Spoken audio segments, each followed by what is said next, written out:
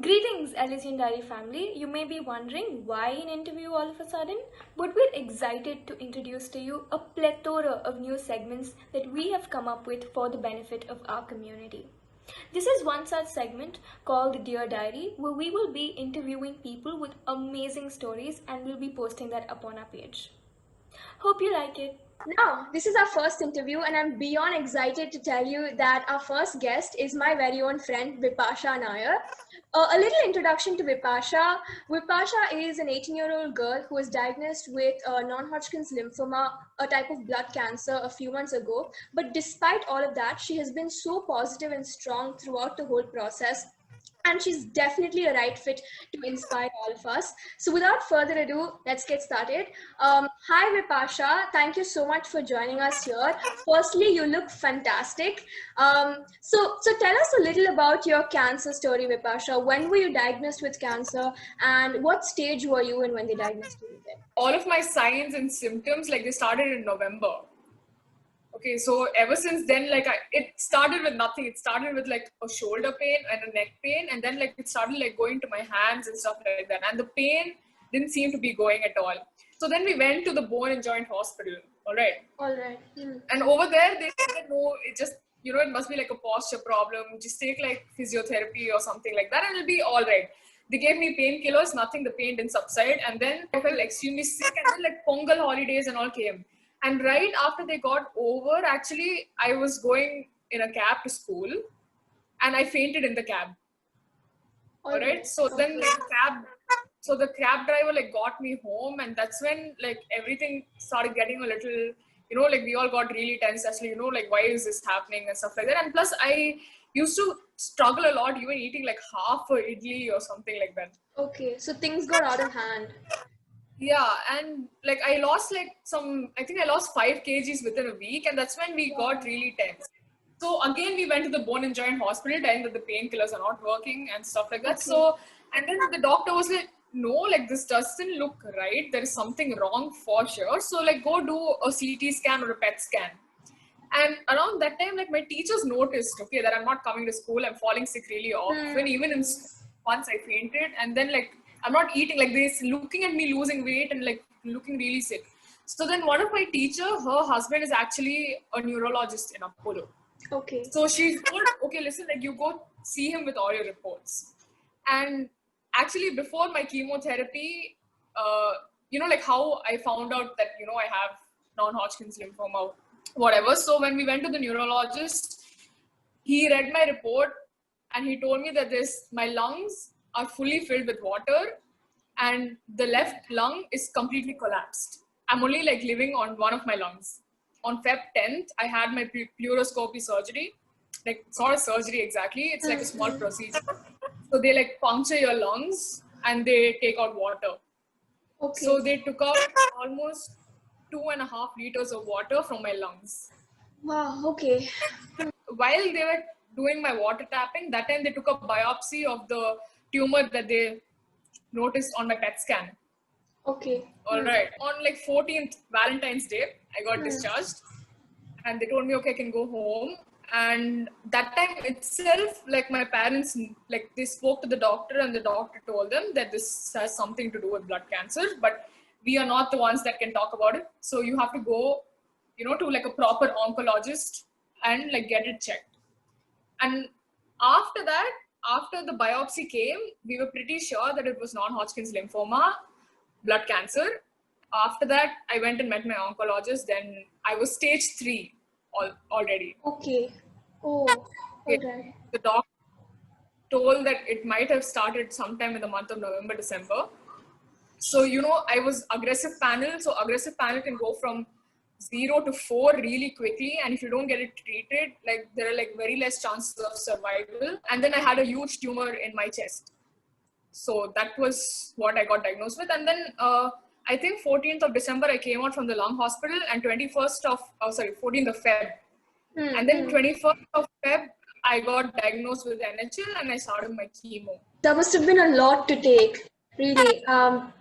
So to be very honest, Vipasha, like, right before this interview, I had to Google like what non-Hodgkin's lymphoma meant because I had no idea what it means. So, and I'm pretty sure like there are so many other people like me who we have no idea about what it meant. And to be diagnosed with such a thing like that at such a young age, at just 18 years, how exactly did you process all of this? What was your first reaction when the doctors told you? How did you digest this whole thing? During my first few chemos, I was completely bedridden. I was not able to walk. I was on a wheelchair the whole time and I couldn't even talk or eat. And I didn't even have the energy, since everything happened so quickly, I didn't even have the time to Google out what exactly I have. So when during like between my second and third chemo, when I started to feel, okay-ish, that's when I started like Googling out, okay, like what is this? What does it have to do with me? Like why? Stuff like that. In fact, my parents didn't even know that something like this existed, like non-Hodgkin's lymphoma. Yeah, Like yeah, we all know that cancer is there, but we yeah, didn't know exactly like what it was. So there was a lot of research and all going on about it. But I made sure after that I kept myself informed about each and everything, like right. every drug that they gave me, they administered to me. I made sure I knew everything about it. So, I mean, life was going great. It was as smooth as it could, and as smooth as it could be. And suddenly all of this happens. And for this period, you would have planned a lot of things, right? Like you told your university admissions and all of that. And certain things, it's not happening right now. How exactly are you tackling all of this? For design colleges, the entrance exams happen really quickly, and you will get the results even before your board starts. Oh, All okay. right. So like November, December, Jan, I gave my exams, and Feb itself, I got my admissions done. So I was really happy about it. I told my friends, like, oh, finally my college is done. There's like one less thing to worry about now. But of course, like, I couldn't give my board exams. I'm not going to college this year. I have my board exam. I'm giving my board exams next year, and I'm going to college next year. All my friends are already doing their college right now. So I'm like lacking a year behind them. But it's okay, I guess. It's fine. So yeah, in times like these, I believe support is the most crucial thing, right? And I'm sure your family and your relatives are doing a great job supporting you. So could you please elucidate on how they're supporting you? Because we as audience could learn what support really means. And if our loved ones or someone's going through this, we could learn on how to be a great support to them. Yeah, so my aunt, my elder aunt, she's a doctor. All Okay. right. So as soon as she heard, like I'm going through something like I'm going through something like this. So she is actually living in Delhi. Mm. So she flew down. So she flew down over here, and she was the one who went to the doctor. She stayed here before till my first chemo started, and like she made sure everything was done before she left. My grandparents also. My grandparents came down as soon as, like, right after my lung thing. The day I came back from the hospital, the next day they came to Chennai, and they live in Assam. So yeah. That's amazing to hear. Yeah, so Vipasha, as we all can agree that the lockdown has, affected all of us in some way or the other, and it could have been a little harder for you considering, you can't go out, meet a lot of people, and all that. So how exactly were you, spending time every day? What were you doing at home? The lockdown was a good thing in Mm, one way, mm, but in the other thing, if you see in the whole corona situation aspect, then it was a disadvantage because first of all, cancer patients, their immunity is really low. It was like very easy for them to catch infections. So for me, with already I have compromised lungs, I have cancer, and plus corona, it was extremely scary. Until visitors were allowed to come, like I was super distracted because there's always someone who's like talking to you, entertaining you, meeting you, and stuff like that. So people really kept me entertained, like the first two chemos, and then third, fourth, fifth, sixth, the lockdown, nobody could come to meet me. Even I couldn't meet my dad most of the time because they'll only allow like one attendant to come, either my mom or dad, and they're not allowed to switch. So, like I'll go to my window and my sister and my father and all, they'll come with the car and I'll like say hi to them from on top. So in one way, it was okay. Like, like my grandparents would be there and like help us with whatever we needed. But in another way, it became really sad that I couldn't meet a lot of my friends who would have liked to come to see me, who wanted to come to see me, but no, couldn't happen. So yeah. Right.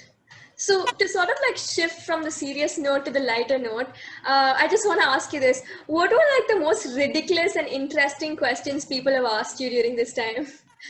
I'm actually like so happy that you asked me this. So initially when I told my friends, the worst part was that, this Dil Bechara movie came out. Yes. Bechara movie. And then I got a question like, so are you like Kizzy Basu? I'm like, what? You've seen the My movie, right? You've God. seen the movie.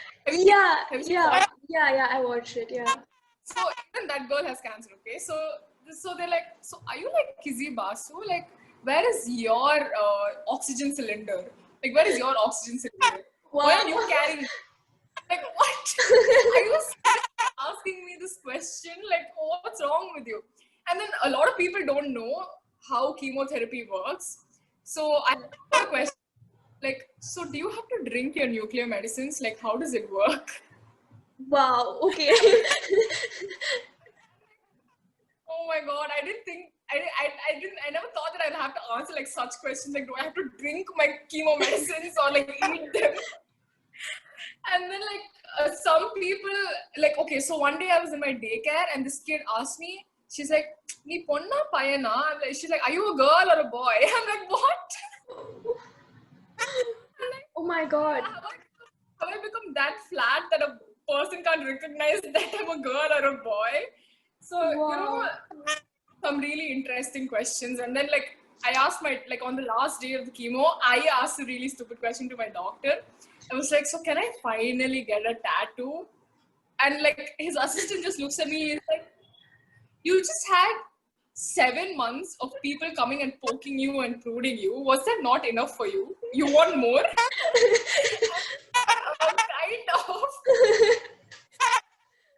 Priorities. So yeah, my final question to you, Vipasha, is that, like I kept reiterating, you've been so strong and positive throughout the whole thing. And I agree that cancer, being a deadly disease, it's a very hard physical battle. But, I believe that more than that, it is a very hard mental battle, right? But despite all of that, you've just kept up that attitude. And one message you'd like to leave us all with, and any other words of wisdom for other cancer patients who are battling their way through? I'm not gonna lie, battling with cancer is not an easy thing. Yeah, it's Okay, definitely and not. It's definitely not. Yeah.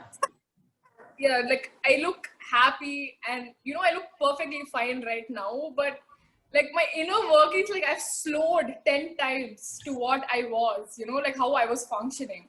So yeah, I think like one advice that I would like to give, not only to like my fellow cancer patients or people battling with cancer, but to anyone, is that do not quit. Okay, so the day you decide that you will not give up and you pick up yourself and start fighting against something, you're a winner already. You're winning from the day that you decide to face your problems. Okay, maybe like the outcome that you desired, you might not get it as soon as you wished, or everything will not always work in your favor. Okay, but things will get better. Like you cannot quit for any reason. Okay, and like one thing I can promise is that like your troubles will fade away, your scars will heal, but all of this will not happen if you don't decide to face your problems head on. Whatever life throws at you, you should take it up as a challenge. And every day that you wake up, count that as a blessing. People tell me that if I was in your place, like I wouldn't have been able to deal with it like you did. I'm like you guys do realize that I was not given a choice, right? Like my parents or my doctor didn't come and tell me that you can take treatment if you want, or just leave it and like leave it on faith. If you don't want to take treatment, like I wasn't given a choice.